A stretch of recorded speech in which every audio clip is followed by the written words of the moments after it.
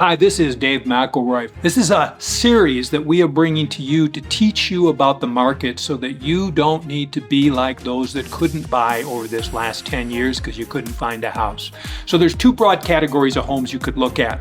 Number one, of course, is pre-owned. We'll do a lot of videos about that. This one, we want to talk about new construction.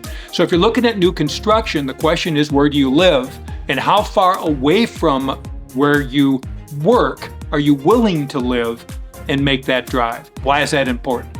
Because the closer you are to major employment, the more dense it is, the more expensive land is. Because an important component of any home is the land that it sits on. You probably are noticing in the newer homes, the lots are smaller and smaller and smaller. And where there used to be single story, ranch style, there's now 2 stories, in some cases 3 stories. Why? Smaller lot, more square footage. So the closer you are to major employment, the more expensive the land is going to be, the higher the demand, and the more expensive the overall purchase of the property. Now there's 2 types of builders. There's the major builders, the big names whose ads you see all the time. And the beauty of doing business with them is that they develop the land. So they take an entire subdivision themselves. They bought it many years ago. They own it right, and they develop the entire subdivision. That allows them to defer cost over an entire subdivision, and they buy in bulk. So the lumber, the roofing, the plumbing, and the labor they have available are at much better prices than if you were building one home, one place at one time. And because they have a budget, they plan. How are we going to sell these homes? Well, we got to put ads in the newspaper, ads on the internet. We got to pay realtors. So they figure at the time that they open the subdivision, what portion of those homes are going to be sold by realtors. They have data on that, and they put in their budget real estate commission. So whether you buy home A or home Z in that subdivision, you don't pay anything extra because you had a professional realtor help you.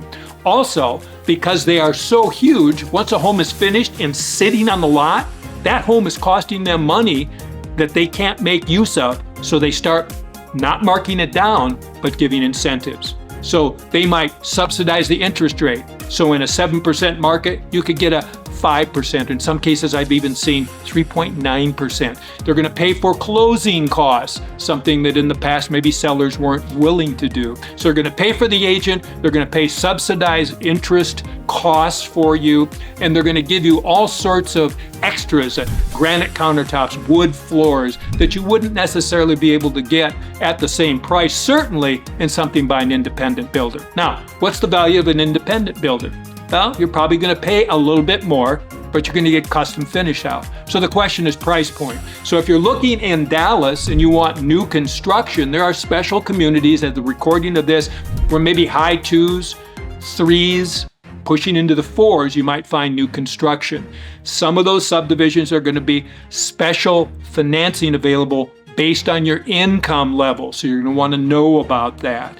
But if you will keep your mind open and buy what's on the ground, that's where the greatest deals are, because the builders want to move that. If you want more information from us about what you might need, click down below for a free consultation. There is no obligation, because we believe an educated buyer will be a buyer that'll get a home and start appreciating the rise in the value of that property, which is good for long-term wealth. As you probably know, if you look at statistics, the bulk of wealth for most people is in their home. But before you can build that wealth, you got to buy one.